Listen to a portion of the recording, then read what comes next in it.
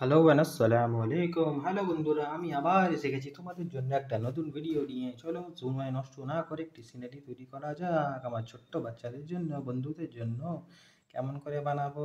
এই একটি দাগ দিলাম, এইভাবে এরকম করব, এমন করব।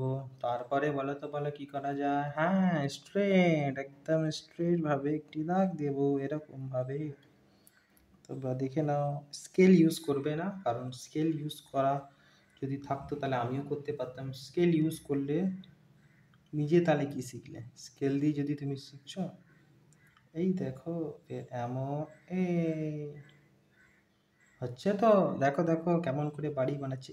এই একটি বাড়ি, বাড়ির সাথে সাথে বাড়ি। হ্যাঁ, এইভাবে একটি সোজা দাগ টেনে দেবো। কেমন করে দেখছো? এই তারপরে আমরা দূরের গাছ বানাবো। 1 2 3 1 2 3, 1 2 3 1 2 3 1 2 3। এইখানটা একটি ছোট্ট জানালা বানাবো। আমার ভিডিওটা তোমরা কোথায় দিয়ে দেখছো আমাকে নিশ্চয়ই কমেন্ট করে জানিও, আর আমার ভিডিওগুলো কেমন লাগছে সেটাও জানিও,